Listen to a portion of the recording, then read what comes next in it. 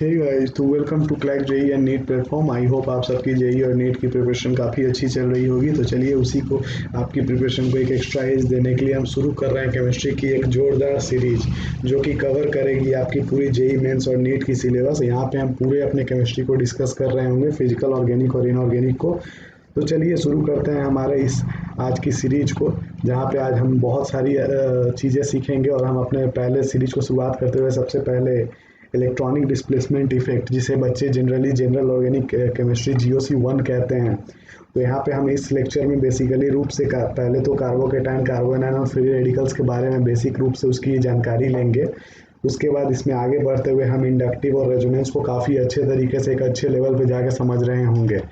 आपको हर लेक्चर के दौरान एक काफ़ी अच्छी प्रॉब्लम सॉल्विंग सीरीज भी मिलेगी, जहाँ पे आपको खूब ढेर सारे काफ़ी अच्छे लेवल के प्रॉब्लम्स मिलेंगे जिसे आप डिस्कस कर सकते हैं, और उसी की उसकी सॉल्यूशंस आपको प्रोवाइड करा दी जाएगी, और वो अगले वीडियो में आपको वो सॉल्यूशन प्रोवाइड करा दी जाएगी। तो चलिए शुरू करते हैं आज के इसी के साथ हमारे इस लेक्चर को। तो सबसे पहले तो अब बेसिक रूप से हम अभी चलने वाले हैं, क्योंकि यहाँ पे सारी चीज़ें हम यहाँ पे कवर करते हुए चलेंगे। तो सबसे पहले बॉन्ड क्लीवेज। तो बॉन्ड क्लीवेज आखिर होता है क्या है ऑर्गेनिक में? तो ये organic reaction is a process in which breaking and formation of covalent bond takes place. जहाँ पे हम कोवेलेंट बॉन्ड्स को तोड़ते हैं और जहाँ पे हम फॉर्मेशन करते हैं वहाँ पे बॉन्ड क्लीवेज आता है। जैसे कि अगर कोई आप सबस्ट्रेट और रिएक्टेंट ले रहे हैं, तो उससे आप जो प्रोडक्ट बना रहे हैं तो वहाँ पे बॉन्ड क्लीवेज होगा, तभी आके वो अटैक करके बनाता है प्रोडक्ट को। यहाँ पे फ्रेंड्स जो भी हम लोग पढ़ रहे होंगे काफ़ी अच्छे लेवल पे जाके पढ़ रहे होंगे, और एक काफ़ी अच्छे तरीके से आपको यहाँ पे बताया जाएगा सारी चीज़ों को, जिससे बच्चों को खुद समझने में आसानी हो। केमिस्ट्री को कैसे एक अच्छे और सिंपल तरीके से हम समझ सकते हैं, उसे हम यहाँ पे देख रहे होंगे। क्योंकि केमिस्ट्री को अगर आप मैथ्स और फिजिक्स की तरह देखेंगे तो ऐसे ही है, समझ में आपको नहीं आएगी, और इसे केमिस्ट्री में आपको एक अच्छा लेवल रखना पड़ता है, जिससे कि आप केमिस्ट्री हमेशा आपको मार्क्स दिलाने का काम करती है। तो चलिए हम शुरू करते हैं। बॉन्ड क्लीवेज दो टाइप्स का होता है, होमोलिटिक और हेट्रोलिटिक। होमोलिटिक जहाँ पे फ्री रेडिकल्स बनते हैं, जहाँ पे बॉन्ड टूटने के बाद मतलब एक अपना बॉन्ड एक एटम ले लिया, एक एटम मतलब कि जहाँ इक्वली बॉन्ड टूटते हैं। हेट्रोलिटिक जहाँ पे कैटायंस और एनायंस का फॉर्मेशन होता है। तो जहाँ होमोलिटिक फ्यूजन होगा वहाँ फ्री रेडिकल्स बनेंगे, और जहाँ हेट्रोलिटिक क्लीवेज होगा वहाँ कैटायंस और एनायंस बनेंगे। तो बेसिकली हम ऑर्गेनिक केमिस्ट्री डिस्कस कर रहे हैं, तो यहाँ पर हम लोग बेसिकली कार्बन्स के कंपाउंड्स को डिस्कस कर रहे होंगे। Homolytic fission or homolysis. The covalent bond is broken in such a way that each resulting species gets its own electron. This leads to the formation of odd electron species known as free radical. Same वही बात यहाँ पे शब्दों में कही गई है, जो कि एक डिफिनेशन के रूप में आप इसे देख सकते हैं। तो आप यहाँ पे ये जो नोट्स आपको प्रोवाइड कराई जा रही है वीडियो में, काफ़ी एक बहुत ही टॉप नोच कोटा की नोट्स है जो कि आपको प्रोवाइड की जा रही है, जो मुझे मेरे बैचेस में वहाँ पे प्रोवाइड कराई गई थी, वही आपको दे। और यहाँ पे अब आगे चलते हैं तो हेट्रोलिटिक की भी कुछ वैसे ही डिफिनेशन है, जहाँ की द बॉन्ड टूटने के बाद वो एक ऐसी स्पीसीज में बॉन्ड टूटता है जहाँ पे एक जो लेस इलेक्ट्रोनिगेटिव एटम्स होंगे वो अपना इलेक्ट्रॉन दे देंगे मोर इलेक्ट्रोनिगेटिव एटम्स को। जैसे ए और बी का बॉन्ड है, तो वो टूटेगा तो जो मोर इलेक्ट्रोनिगेटिव है वो अपने इलेक्ट्रॉन्स को लेके चला जाएगा, और जो लेस इलेक्ट्रोनिगेटिव है उसके भी इलेक्ट्रॉन्स को लेके चला जाएगा। तो जो मोर इलेक्ट्रोनिगेटिव है उसके ऊपर माइनस चार्ज आ जाएगा, और सिमिलरली तो यहीं पे जो माइनस चार्ज आता है उसे हम कार्बो एनाइन कहते हैं, और जो प्लस चार्ज आता है उसे हम कार्बोकेटाइन कहते हैं। रिएक्शन इंटरमीडिएट 3 टाइप का होता है, कार्बोकेटाइन, कार्बो एनाइन और free radicals.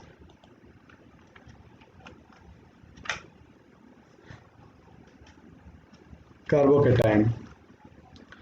An organic species which has a carbon atom bearing 6 electrons in its outermost shell and has a positive charge on it is called a carbocation. तो carbocation की अब कुछ characteristics देख लेते हैं कि इसकी प्रॉपर्टीज़ क्या क्या होती हैं, क्योंकि अभी तो बेसिकली ये ज़रूरत की चीज़ें हैं जो कि हमें आगे ज़रूरत पड़ने वाली है, उस हिसाब से हम ये पढ़ रहे हैं। कार्बोकेटाइन है पॉजिटिव चार्ज ऑन कार्बन। ये तो बेसिक सी बात है कि अगर कार्बोकेटाइन है तो उसे पॉजिटिव चार्ज होगी ही। पॉजिटिवली चार्ज कार्बोकेटाइन के पास 6 इलेक्ट्रॉन्स होते हैं इसके पास। कार्बोकेटाइंस जो होती है sp2 हाइब्रिडाइज होती है।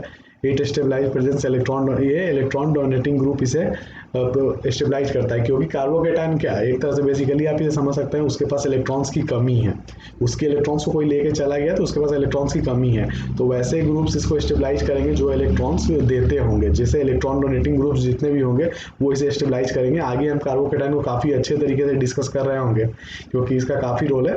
ऐसे जीओसी में जितना जितना जानना है उतना तक अभी हम लोग यहाँ पे डिस्कस कर रहे होंगे। Carbon anion of carbon is known as carbon ion. Carbon ion carries 3 bond pair and 1 lone pair to making the carbon atom negatively charged. यानी कि ये दूसरे एटम्स का भी इलेक्ट्रॉन्स को लेके आ जाता है, तो इसे स्टेबलाइज कौन कर रहे होंगे, जो कि इलेक्ट्रॉन विड्रॉइंग ग्रुप होंगे, जिनके पास खुद इलेक्ट्रॉन्स की कमी होगी वो इनसे इलेक्ट्रॉन्स ले रहे होंगे। और वो कार्बोकेटायन के पास तो खुद ही इलेक्ट्रॉन नहीं है, तो वो तो चाहेगा कि कोई मुझे आके इलेक्ट्रॉन दे दे, तो वो इलेक्ट्रॉन डोनेटिंग ग्रुप्स हो जाएगा। तो अब कुछ कैरेक्टरिस्टिक्स कार्बोएनायंस की भी है।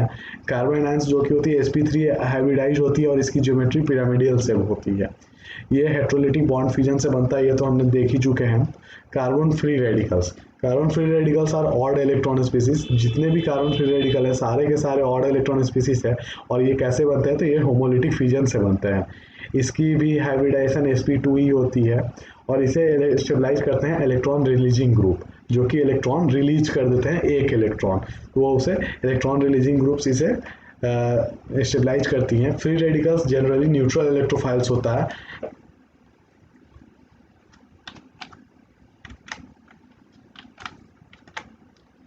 अब हम मेन अपने टॉपिक पे GOC1 के सबसे पहले टॉपिक पे आ रहे हैं, जो कि है हमारा इलेक्ट्रॉन डिस्प्लेसमेंट इफेक्ट। तो इलेक्ट्रॉन डिस्प्लेसमेंट इफेक्ट दो टाइप्स का होता है, जैसे परमानेंट इफेक्ट्स और temporary effect. Electron displacement effect को ही बेसिकली GOC1 करके हम लोग पढ़ाते हैं। तो इलेक्ट्रॉन डिस्प्लेसमेंट इफेक्ट दो टाइप का होता है, permanent effect, temporary effect. Inductive effect जो कि होता है इंडक्टिविटी, परमानेंट के फिर 3 टाइप्स होते हैं, इंडक्टिव, मेजोमेरिक और हाइपर कॉन्जुगेशन। टेम्पररी के 2 टाइप्स होते हैं, इलेक्ट्रोमेरिक और इंडक्टोमेरिक। तो इंडक्टोमेरिक हमारे सिलेबस में नहीं है, इलेक्ट्रोमेरिक के कभी कभी क्वेश्चन है उसके डिफिनेशंस पे आ जाते हैं कि इलेक्ट्रोमेरिक इफेक्ट्स क्या होता है। बेसिकली इंडक्टिव इफेक्ट हमें सबसे अच्छे से पढ़ना है, मेजोमेरिक इफेक्ट जो कि रेजोनेंस है, और हाइपर कॉन्जुगेशन इफेक्ट्स को हमें अच्छे से पढ़ना है। तो चलिए शुरू करते हैं फिर इंडक्टिव इफेक्ट्स के साथ। इंडक्टिव इफेक्ट डिस्प्लेसमेंट है, shared displacement of an electron paired along the carbon chain due to the difference in electronegativity of the groups present along with the carbon chain is known as inductive effect। Inductive effect में एक functional group लगा होगा जिससे कि electrons की shifting हो रही होगी यहाँ पे बेसिकली, और ये एक परमानेंट इफेक्ट है। इलेक्ट्रॉन्स की शिफ्टिंग हो रही है, जितनी दूर जाते जाएंगे उतनी इंडक्टिव इफेक्ट्स कमजोर पड़ते जाता है। ये डिस्टेंस डिपेंडिंग फैक्टर है। ये एक परमानेंट इफेक्ट है, ये डिस्टेंस डिपेंडिंग फैक्टर्स है। इसके कुछ ये characteristic, polarization of electrons in always in single direction. ये एक ही डायरेक्शन में होगा, या तो अगर लेफ्ट में हो रहा है तो लेफ्ट में ही होगा, राइट में होगा तो राइट में ही होगा। Generally observe in saturated compounds में हम जनरली इसे ऑब्जर्व करते हैं। एक इंडक्टिव इफेक्ट 2 टाइप्स के होते हैं, माइनस आई और प्लस आई। माइनस आई इफेक्ट्स जो कि विड्रॉ करते हैं इलेक्ट्रॉन्स को कंपाउंड से, तो उसे माइनस आई ग्रुप बोलते हैं, जो कि कंपाउंड्स में से इलेक्ट्रॉन्स विड्रॉ करेंगे। और प्लस आई ग्रुप्स होगा जो डोनेट करेंगे, जिनके पास पहले से खुद से ही ज़्यादा इलेक्ट्रॉन्स होगी, वो ग्रुप को डोनेट कर रहे होंगे।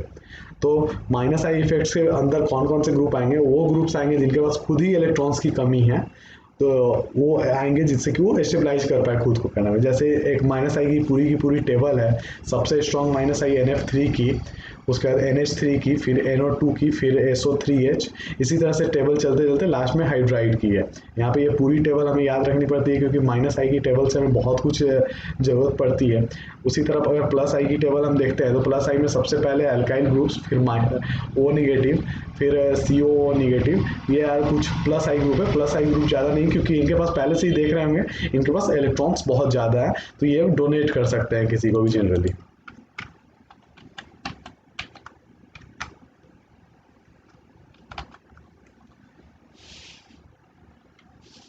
अब कुछ एप्लीकेशंस देख लेते हैं इंडक्टिव इफेक्ट्स के। स्टेबिलिटी ऑफ रिएक्शन इंटरमीडिएट्स, ये कार्बोकेटायन को स्टेबलाइज भी कर रहे होंगे, फ्री रेडिकल को भी स्टेबलाइज कर रहे होंगे, कार्बोनाइन को भी स्टेबलाइज कर रहे होंगे। तो कैसे कर रहे होंगे वो अब समझते हैं हम। Stability of carbocation, presence of electron releasing group. जैसे अगर कार्बोकेटायन को स्टेबलाइज करना है तो उसे कोई ऐसा ग्रुप चाहिए जो उसे इलेक्ट्रॉन्स प्रोवाइड करा रहा हो, क्योंकि कार्बन के पास इलेक्ट्रॉन्स की कमी है। तो वहाँ पे हमारे पास प्लस आई ग्रुप्स काम आएंगे, क्योंकि प्लस आई ग्रुप्स का काम है इलेक्ट्रॉन डोनेट करना। तो उसी तरह third degree carbocation, second degree, ये कुछ ऑर्डर्स दिए हुए हैं यहाँ पे, जिसे हम देख के समझ सकते हैं, और कुछ एग्जांपल्स है कैसे, जैसे कि उसे हम समझ सकते हैं उसके ऑर्डर्स में। इसके यहाँ पे माइनस आई की ऑर्डर में और प्लस आई की ऑर्डर्स में ये सारे क्वेश्चन यहाँ पे हम कर रहे होंगे। तो ये आप एग्जाम्पल्स देख के खुद समझ सकते हैं।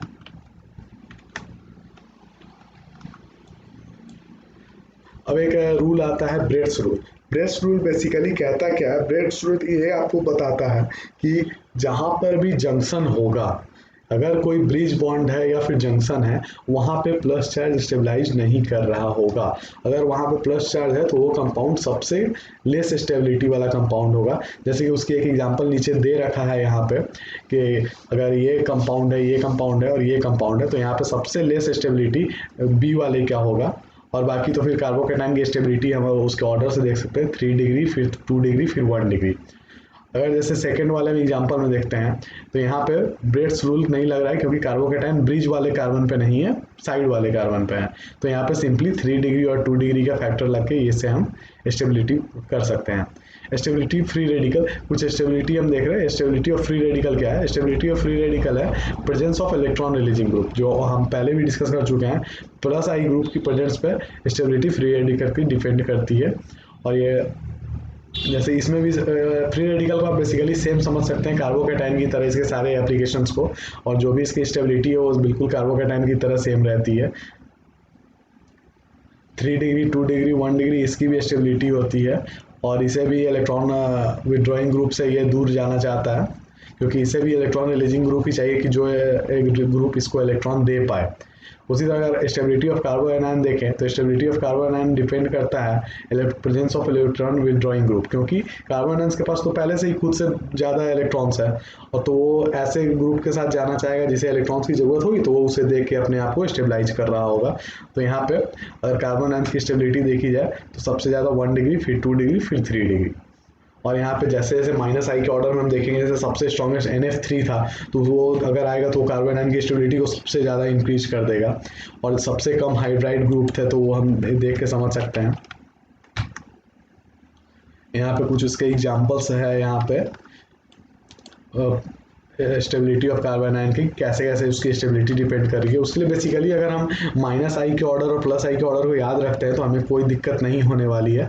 GOC मेनली आपको माइनस आई के ऑर्डर्स याद रखने होंगे, प्लस आई के ऑर्डर्स याद रखने होंगे, आपको प्लस आर के ऑर्डर याद रखने होंगे, माइनस आर के ऑर्डर याद रखने होंगे, और हाइपर कॉन्जुगेशन की 2 ट्रिक्स है, उसे आप याद रखने होंगे बस। और यहाँ पे हमें कुछ नहीं देखना है। अब जैसे एसिडिक स्ट्रेंथ हमारा जो नेक्स्ट टॉपिक है, तो अगर इसे हम देखते हैं तो स्ट्रेंथ ऑफ, यहाँ पे हम कुछ एसिड्स की स्ट्रेंथ डिस्कस कर रहे होंगे कि स्ट्रेंथ हम डिस्कस कैसे करते हैं। तो बेसिकली एसिडिक स्ट्रेंथ हम देखते हैं लॉग ऑफ पीके, यानी कि पीके की वैल्यू से देखते हैं। जितनी कम पीके वैल्यू उतना ज़्यादा एसिडिक स्ट्रेंथ, और ये कंसंट्रेशन ऑफ H+ पे डिपेंड करता है। Strength of acid is function of stability of acid anion.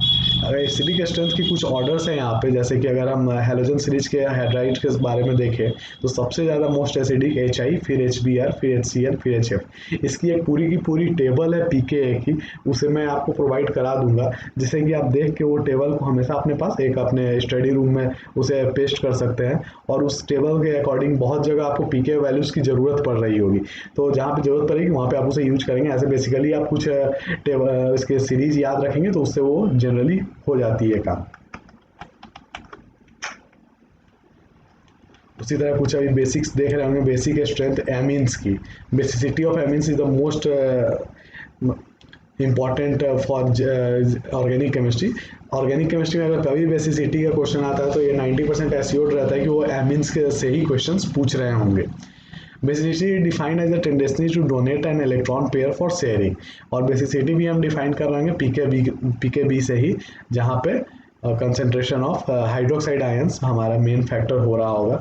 Amines में वैसा नहीं है। एमीन्स में है एक बेसिसिटी ऑफ एमीन्स का एक ऑर्डर है, 3 डिग्री 2 डिग्री 1 डिग्री। यहाँ पे बेसिसिटी ऑफ एमिन्स आप मोस्टली देख सकते हैं, availability of lone pair, surface area of lone pair congested तो नहीं है, अवेबिलिटी है कि नहीं, लोन पेयर रेजोनेंस में पार्टिसिपेट नहीं करना चाहिए। बेसिसिटी और एसिडिटी को हम आगे नेक्स्ट लेक्चर में काफ़ी अच्छे तरीके से डील कर रहे हैं, इस पर एक पूरा का पूरा लेक्चर रहेगा, क्योंकि बेसिसिटी और एसिडिटी काफ़ी इंपॉर्टेंट ऑर्गेनिक केमिस्ट्री के लिए है। अब हम जैसे हमारा नेक्स्ट टॉपिक जो रेजोनेंस है, रेजोनेंस एक इसका काफ़ी आपको यूज पड़ने वाला है, चाहे आप पूरी की पूरी जनरल ऑर्गेनिक केमिस्ट्री 1 और 2 उठा ले, यहाँ पे काफ़ी यूज पड़ा और इस पे काफ़ी सारे क्वेश्चंस हैं।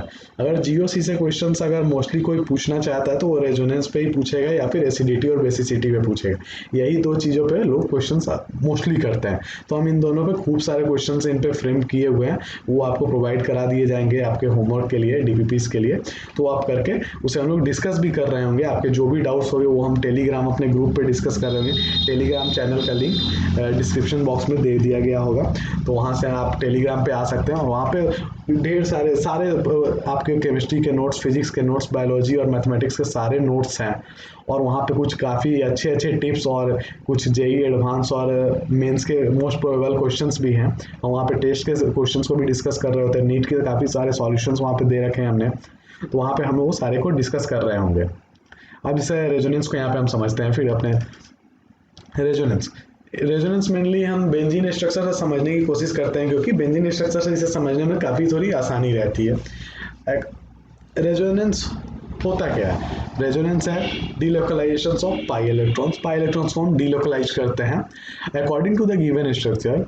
C1 C2 bond length should be smaller than C2 C3 bond length, क्योंकि अब बॉन्ड लेंथ आप जानते ही होंगे, डबल बॉन्ड और सिंगल बॉन्ड है, तो डबल बॉन्ड शॉर्टेस्ट होता है और सिंगल बॉन्ड लॉन्गर होता है। But C1 C2 and C2 C3 bond length must be equal, so this bond length data is not explained by the single structure. अगर इस structure को देखें तो आप कहेंगे कि C1 C2 जो बॉन्ड है वो छोटा होगा C2 C3 से, लेकिन ओरिजिनली में जब हम देखते हैं तो C1 C2 bond C2 C3 bond दोनों सेम होते हैं। तो ये इस स्ट्रक्चर से एक्सप्लेन करना मुश्किल हो रहा था, तो हमने दो स्ट्रक्चर का सहारा लिया। तो दोनों स्ट्रक्चर्स को बनाने के लिए जब दोनों स्ट्रक्चर्स हमारे पास सामने आए साइंटिस्ट की तरफ से, तो दोनों स्ट्रक्चर को रेजोनेटिंग स्ट्रक्चर बोला गया बेंजीन का, क्योंकि दोनों की सारी प्रॉपर्टियां सेम है, बस उनकी स्ट्रक्चर्स अलग अलग है, तो दोनों को रेजोनेटिंग स्ट्रक्चर हमने बोला। जब भी मॉलिक्यूल और आयन एक सिंगल स्ट्रक्चर से रिप्रेजेंट नहीं कर पाते हैं हम, और उनको रिप्रेजेंट करने के लिए हमें मोर नंबर ऑफ स्ट्रक्चर्स की जरूरत पड़ती है, तो उसे रेजोनेटिंग स्ट्रक्चर कहते हैं। और रेजोनेटिंग स्ट्रक्चर अब हमने बना लिया 3 और 4, अगर तब उसका एक जो कंबाइंड स्ट्रक्चर हम जो बनाते हैं उसे हम रेजोनेंस हाइब्रिड स्ट्रक्चर बोलते हैं, और इसी फेनोमेनन को हम रेजोनेंस का नाम दिए हैं कि किसी भी स्ट्रक्चर को एक्सप्लेन करने के लिए, किसी मॉलिक्यूल को अगर एक स्ट्रक्चर से एक्सप्लेन नहीं हो पा रही है उसकी प्रॉपर्टी, हमें 2 और 3 स्ट्रक्चर्स का हेल्प लेना पड़ रहा है, तो वो हम रेजोनेटिंग स्ट्रक्चर्स कहेंगे सारे को। और उसके एक कंबाइंड स्ट्रक्चर जो कि तीनों को या दोनों को मिलाकर हम जो बनाएंगे उसे हम रेजोनेंस हाइब्रिड स्ट्रक्चर बोलेंगे, और इसी फेनोमेनन को हम रेजोनेंस कह रहे होंगे। Resonance structure have the same arrangement of atomic nuclei but differ in distribution of electrons. Resonating structure का न्यूक्लियस का अरेंजमेंट सेम होता है, बस उसकी डिफरेंस आती है तो डिस्ट्रीब्यूशन ऑफ इलेक्ट्रॉन्स की डिफरेंस आती है। Resonating structures are hypothetical and the actual structure is resonance hybrid. Resonating structure जितने भी हम बना ले वो सारे एक हाइपोथेटिकल है, एक्चुअल स्ट्रक्चर उसकी जो रेजोनेंस हाइब्रिड स्ट्रक्चर होती है जो हम कंबाइन करके बनाते हैं वो उसकी एक्चुअल स्ट्रक्चर्स होती है। रेजोनेंस जनरली होता है conjugation of pi bond, alternate double bond, single bond, जहां पे alternate double single double bond होंगे वहां पे रेजोनेंस हो रहा होगा। कंडीशन फॉर रेजोनेंस, रेजोनेंस होने की कुछ कंडीशंस है, जैसे कि प्लेनरिटी होनी चाहिए मॉलिक्यूल्स की, मस्ट बी sp2 और sp हाइब्रिडाइज होना चाहिए। अगर sp3 हाइब्रिडाइज का मॉलिक्यूल है तो वहां पे रेजोनेंस नहीं हो रहा होगा। कॉन्जुगेशन बहुत ज्यादा इंपॉर्टेंट है। Conjugation system in which p orbitals are arranged parallel and continuous to each other, यहाँ पे वही प्लेनरिटी, अगर कंपाउंड नॉन प्लेनर होगा तो वहां पे रेजोनेंस पॉसिबल नहीं हो रहा होगा। Lone pair electron alternate to electron conjugation, electron alternate to electron conjugation, electron alternate to vacant orbital, ये सब यहाँ पे कुछ कंडीशंस हैं उसकी, तो हम देख रहे हैं। Conjugate positions of the molecule, अब कैसे पोजिशंस रहेंगे तो हम कर सकते हैं, तो मॉलिक्यूल्स के पास डबल सिंगल डबल बॉन्ड्स का कॉन्जुगेशन होगा तो वहाँ पे रेजोनेंस इजीली होगा। जैसे कि एक एग्जांपल है CH3CH2CH double bond CH single bond CH3 double bond CH single bond CH double bond CH2 1 3 and 5 are alternate positions having bonds, hence these positions are known as conjugates bonds. यहाँ पे जैसे हम देख रहे हैं 1 3 and 5 के पास conjugate positions पे bond है, double single double single. 1 3 and 5 7 are conjugate positions। इस वाले एग्जांपल्स में 1 3 और 5 7 conjugate positions हैं। अब टाइप्स ऑफ कॉन्जुगेशंस हम देख लेते हैं। अब कॉन्जुगेटेड कंपाउंड हम बोलेंगे कैसे, तो एक ये नोट पॉइंट है जो आप नोट करेंगे, compound having at least 2 conjugate positions is known as conjugated compound. अब कुछ कॉन्जुगेशंस के टाइप हैं, हम वो देख लेते हैं। Negative charge electron alternate to pi electron conjugation. If in a conjugated system pi bond and charge are alternate positions, so the conjugation is known as negative charge and electron alternate to electron conjugation. अब यहाँ पे जैसे देखते हैं double bond और negative charge का भी अगर कॉन्जुगेशन है तो उसे भी हम कंसिडर कर रहे होंगे। Loan pair electron alternate to electron conjugation, अगर ये भी रहेगा तो हम उसे कंसिडर कर रहे होंगे रेजोनेंस के कंजुगेशंस के लिए। Electron alternate to electron conjugation, इसे भी हम कंसिडर कर रहे होंगे।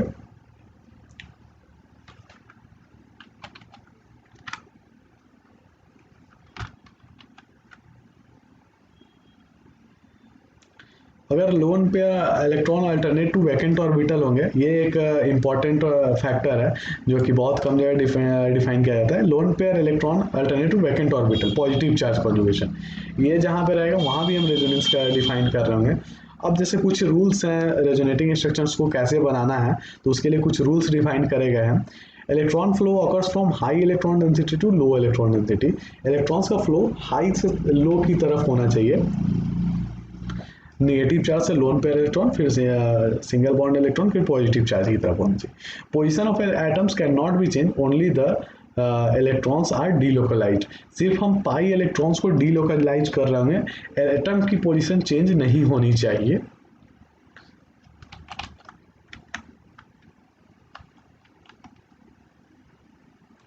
अब जैसे एक second pair of elements should not violate the octet rule while drawing the resonating structures.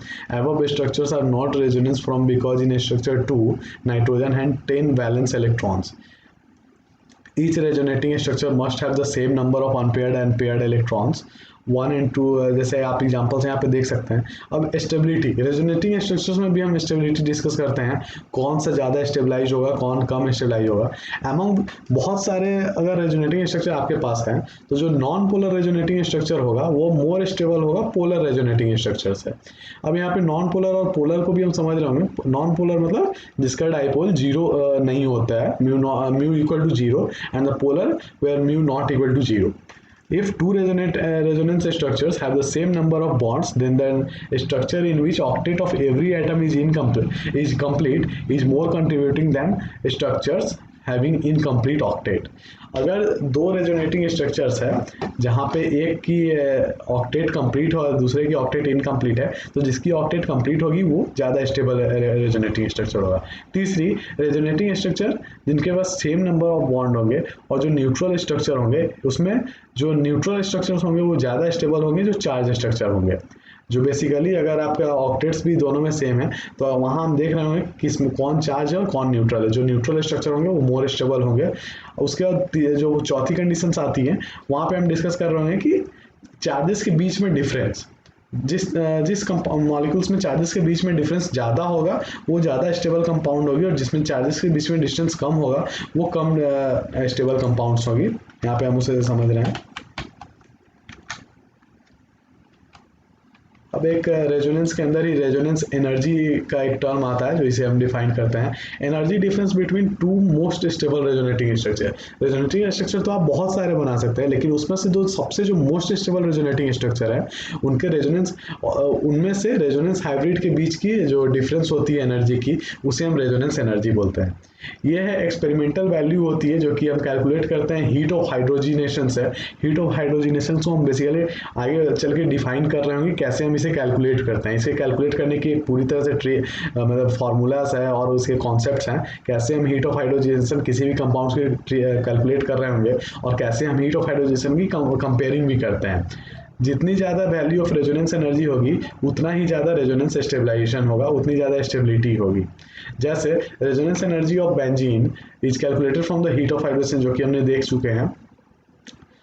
Resonance benzene की रेजोनेंस एनर्जी 87 किलो कैलोरी होती है, जो कि एक थ्योरेटिकल वैल्यू है, ये प्रैक्टिकल एक्सपेरिमेंटल वैल्यू आई हुई है। तो but experimental value for benzene is 51 kilo calorie. तो ये जो थियोरेटिकल 87 और जो हमारे पास एक्सपेरिमेंटल वैल्यू 51 किलो कैलोरी है, तो वहाँ पे जैसे हम अब रेजोनेंस एनर्जी यहीं पे हम डिफाइन करते हैं। हमारे पास थ्योरेटिकल कुछ और आ रहा है और एक्सपेरिमेंटल वैल्यू हमारे पास कुछ और आ रहा है। अगर हम थ्योरेटिकल अपने प्रोसेस से चले तो एक हाइड्रोजन के लिए 29 किलो कैलोरी, तो 3 हाइड्रोजन है तो 87 kilo calorie. But experimental value हमें पता है कि 51 किलो कैलोरी होती है, तो यहाँ पे रेजोनेंस एनर्जी हम डिफाइन करते हैं। Calculated value minus experimental value, that's give the 36 kilo calorie. अब रेजोनेंस एनर्जी की कंपेरिजन करते हैं। कंसिडर बेटर रेजोनेंस और equivalent resonating structure molecule having equivalent resonating structure must have more resonance energy than the non-equivalent resonating structure। यहाँ पे जैसे कि इस स्ट्रक्चर के बीच में हम कंपेयर कर रहे हैं, रेजोनेंस एनर्जी सी है इक्विवेलेंट रेजोनेटिंग स्ट्रक्चर में, उस स्ट्रक्चर्स को आप कंपेयर करें जो कि मोर स्टेबल्स हो और जो सबसे अच्छे उसके रेजोनेटिंग स्ट्रक्चर, उसे हम कंपेयर कर रहे होंगे। अगर जैसे लार्जर कॉन्जुगेशन है कंपाउंड्स के, तो more will be the resonance energy. जैसे कि कॉन्जुगेशन जितनी लंबी होगी उतनी ज़्यादा रेजोनेंस एनर्जी होगी। Resonance energy will be the more when sigma bond and lone pair pi bond and lone pair conjugation is present in the conjugation। तो यहाँ पे हमारा ये जो पहला लेक्चर था, यहाँ पे रेजोनेंस एनर्जी तक ही हमने डिस्कस करा। जो नेक्स्ट लेक्चर होगा वहाँ पे हम मेजोमेरिक इफेक्ट्स और एसिडिटी और बेसिसिटी को वहाँ पे हम डिटेल्स में पढ़ रहे होंगे, जहाँ पे आपको एसिडिटी की हर एक इन्फॉर्मेशन दी जा रही होगी और बेसिसिटी को भी होगी। बेसिकली जो क्वेश्चन आती है वो रेजोनेंस और एसिडिटी और बेसिसिटी पे ही पूछती है, और बाद में हम चल के हाइपर कॉन्जुगेशन के कॉन्सेप्ट को भी देख रहे होंगे। उसके बाद जो हम जीओसी अपने इसको, और एक और चीज़ आपको बताना था कि अब यहाँ पे हमारे पास ऑर्गेनिक, इनऑर्गेनिक और फिजिकल, इसकी रेगुलर लेवल पे आपको वीडियोस अपलोड कराई जाएगी। मेन हमारा एम है कि आपको जेई मेंस 2021 तक आपकी केमिस्ट्री एक ऐसे तरीके से प्रिपेयर करा दी जाए जिससे केमिस्ट्री में आपको एक एक्स्ट्रा एज मिले और आपके प्रिपरेशंस में एक अलग ही साइनिंग आए, जिससे कि आपको बहुत सी बेनिफिट हो आपके जो एग्ज़ाम है वहाँ पे आप काफ़ी अच्छे से परफॉर्म कर पाएँ और आप केमिस्ट्री में काफ़ी कंफर्ट फील कर पाएँ। तो चलिए इसी के साथ हम अपना लेक्चर यहाँ पे समाप्त करते हैं, और आपको एक आप टेलीग्राम चैनल पे हमारे आइए वहाँ पे, और आपको इसके ढेर सारे प्रॉब्लम्स आपको अप्रॉक्सीमेटली जीओसी के कम से कम 250 to 300 क्वेश्चंस प्रोवाइड करा देंगे, जिससे कि आप सॉल्व करके आप उसमें फील ले सकते हैं कि कैसे उसके आप टेबल याद करेंगे, कैसे करना है।